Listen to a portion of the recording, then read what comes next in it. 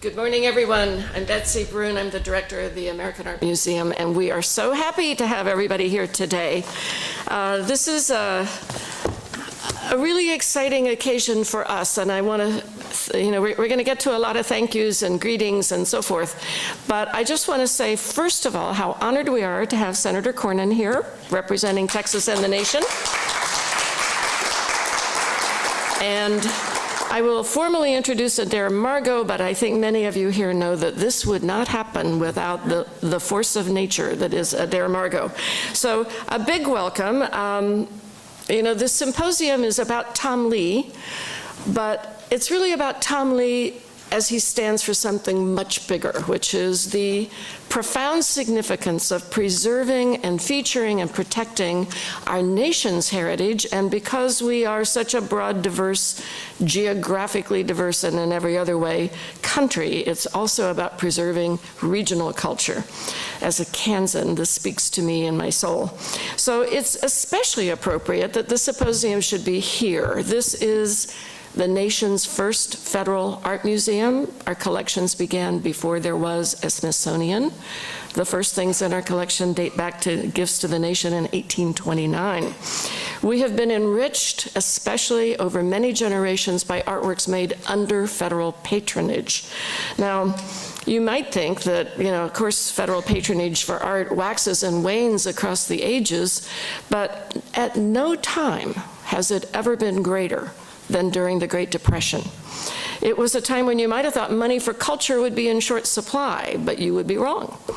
Thanks to a very inspired leadership of the age, it was a golden age for artists of every type. We decided to celebrate this epoch a few years ago by creating an exhibition that would salute the 75th anniversary of the New Deal programs for art that was going to go on view here in 2009. We picked just over 50 paintings from our collection, and they were all made in the first 6 months of 1934, which was when the very first federal program for artists was created. It was called the PWAP, or the Public Works of Art Program. And amazingly enough, it showed the can-do spirit of America in one of the very, very worst years of our nation's history. It was not only one of the bottom years of the Depression, but it was one of the coldest winters on record. And nonetheless, these artists showed America as a land of opportunity and a can-do place. The show opened in February of 2009. Something we couldn't have known when we organized the show a couple years earlier was, we would be in the middle of another Great Depression just descending across America. When this show opened in February, the Congress was just then debating the stimulus bill to try to lift America out of the profound economic setback we had just experienced. I'm sure you remember that debate. So suddenly this kind of sleepy little show that was supposed to be all from the collection and just to kind of, pay a little historical tribute to something that happened 75 years ago. Suddenly it is the hot ticket. Museums started calling us from all across the country saying, can we borrow that show? So we quickly organized a tour. It went to 12 museums over 4 years. It just came home at the end of 2013. And a lot of these paintings are newly installed up on the first floor where they still show the kind of excitement that created that exhibition at that time. Now, when we organized the show, the artists weren't very well known. We were surprised we didn't really recognize these names. We just picked the works by pulling everything from the collection that was made in early 1934 and looking at it and saying that one and that one and that one, just the works that we thought were the best.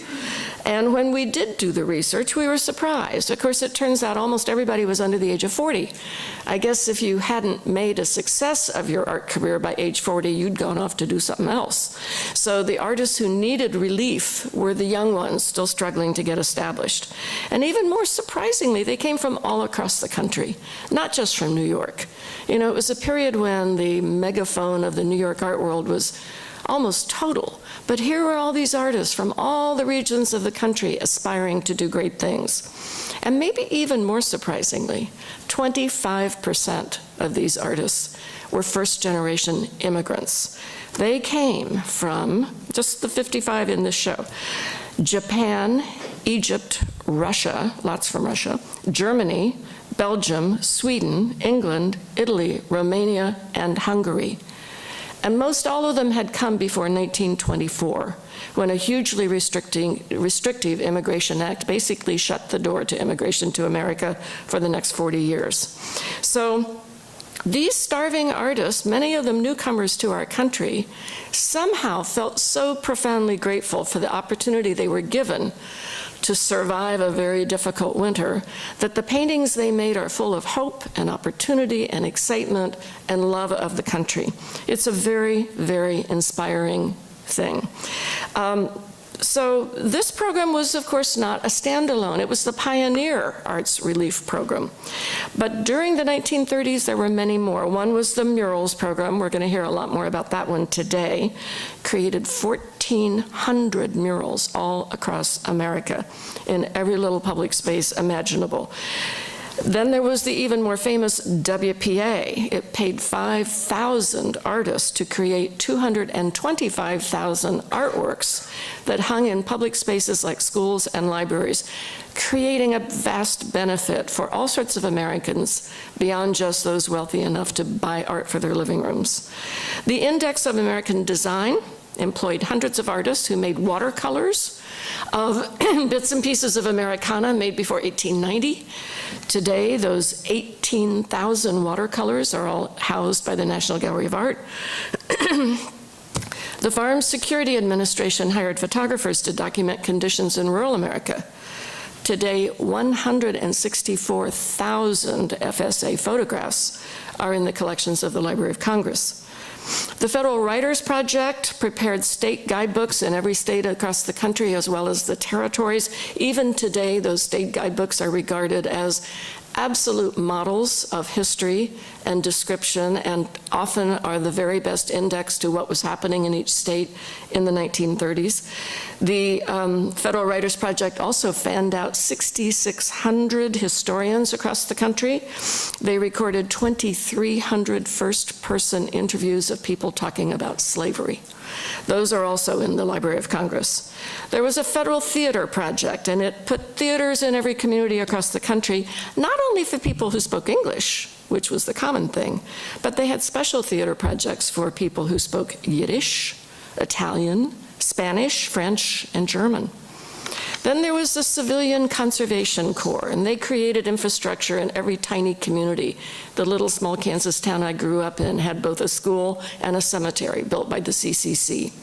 It's that same infrastructure that is so much in need of renewal today, so we could think about that. It's a legacy of the past that we need to now steward as part of our own mission. And let's not forget, the Social Security system came on board in 1935 too. Also, a little favorite of mine, the Soundex system was invented.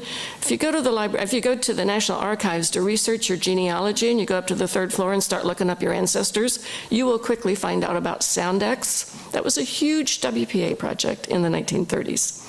So learning all about this is inspiring. It was inspiring then and today. One thing we know is the 1930s produced the greatest in-depth record of we the people, of our citizen democracy that has ever existed in the history of this country. There is no decade that can compare to what was accomplished then. So, thank you, Adair. Thank you for convening us to remember this essential history, which we forget at our peril. Adair, of course, is an old hand at doing these big things. I'm going to start with when I got to know her best. She was appointed by President Bush, 43, to be the president of the Committee for the Arts and Humanities. And she was a dynamo. She was in town and accomplishing all kinds of things every time you looked around. Before that, she had an art gallery in El Paso, and actually that did continue, I think, until 2011, representing hundreds of artists, including many of the nation's great regional artists.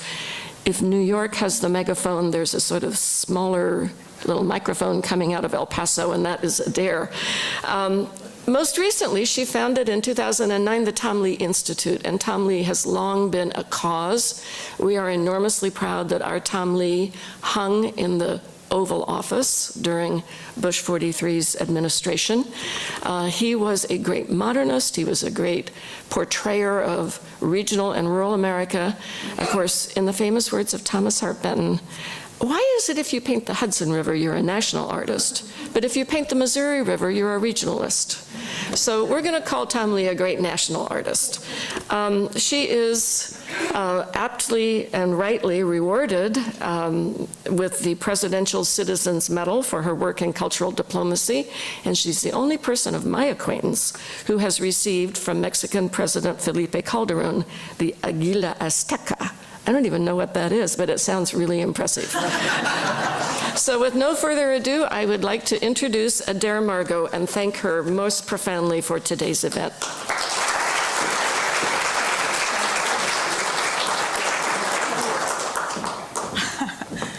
Thank you, Betsy. And when you talk about the rivers you paint, and what do you call it if you paint the Rio Grande? You know, it is true what Betsy said. I thank you so much for such a great overview of why we are here. Of course, I'm from El Paso, Texas, so I am, as one artist friend of mine said, you know, we are all local. We can only be in one place at one time, and sometimes when you have an artist who has lived in a place his entire life, preferring to live on the sunrise side of the mountain, as Tom Lea did, the side to see the day that is coming, not the side to see the day that is gone. Those are words that President Bush likes so much. If you prefer to live there and you're not in a center where there is a megaphone, that it's easy to be lost over generations. You may have made a big impact through best-selling novels, and murals is one of many things that he did. But it's easy over generations as the people who did support your work die, and you haven't been integrated. It's easy to become lost. And he's a person who really changed my life, and I feel like knowing more about him can help us understand things that really matter. And Betsy said that it's so often it's about, he used to say, I think oftentimes in moving forward, it's about enlivening things that have always been there. And so I think he's someone who teaches us that. And someone who will speak today will be Jim Billington. I must say that Jim, I led a delegation to China when I chaired the President's Committee on the Arts and the Humanities. Many of you all who are here were on that delegation. But Jim Billington had said it was such a wonderful experience because when our delegation went from the President's Committee, Eileen Mason's here from the National Endowment for the Humanities, she was on that, that it was so meaningful for the Chinese to have people from all these different regions of the United States. And we shared, I told our chairman, I said, what we're doing in China, we're going to share what we love from where we are and let them share what they love. So we had Roxanne Gilmore, the First Lady of Richmond, Virginia, share the governor's mansion, and they shared the Great Wall of China. But Jim had made the comment, because it's easy when you're from a region and you're not a national voice to feel somewhat insecure, like you're not, you know, it's like, are you national? But the thing is, if you love it and you share what you love, it's like Jim said, that was the most meaningful delegation he'd been part of, the way that people connected. And so what I think these murals do, and being proud, I think as Betsy pointed out, these murals that we're all proud of because they say something about where we live. Whether you're from El Paso or Odessa, we have a whole contingent from Odessa, and I must recognize these Odessa people because they're the ones that during Tom Lea Month last year, when we do programming every year, that they saw their mural was in dire need of conservation. And they knew the post office couldn't do everything, and they didn't just wag their finger at the post office, but they said, we want to do something about it. And I want to give them credit for today's conference because it was their director at the time, who's now in Canada, but we have 5 people from Odessa. We thank you all for being here. We'll hear from one of them who said, we want to do something about it.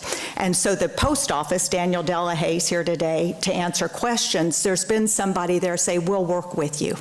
So we're very excited about this conference kind of bringing things together around the art of Tom Lea. He was a Texan. He lived on the Texas side of the U.S.-Mexico border, barely, but he was a Texan, so it's very appropriate today that we have our really outstanding Senator John Cornyn to help welcome everybody. I want to thank Senator Cornyn for being here. We're very proud of him and his representation of our state in the nation's capital. He was first elected to the Senate in 2002, and he had lots of experience. When he came to Washington,